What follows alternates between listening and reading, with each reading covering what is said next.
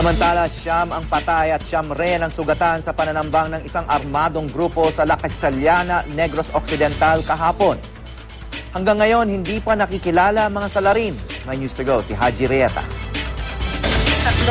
Binabagtas sa 3 pulis at 17 miyembro ng Barangay Peacekeeping Action Team o BPAT ang kalsada ng Barangay Puso, La Castellana, Negros Occidental nang harangin sila ng isang armadong grupo mag-alas 4 ng madaling araw kahapon.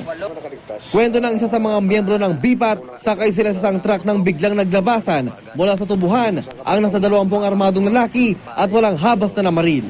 Patay sa pamamaril ang siyam na biktima kabilang ang pulis na si PO1 Richard Canha.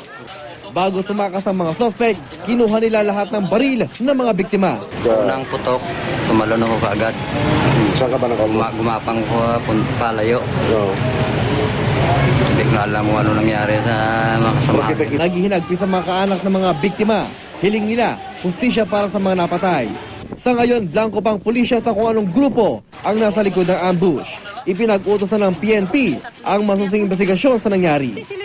Meron inambush doon that is part of the investigation wherein one policeman was killed and other barangay peacekeeping action teams were also killed. Haji Rieta, GMA News.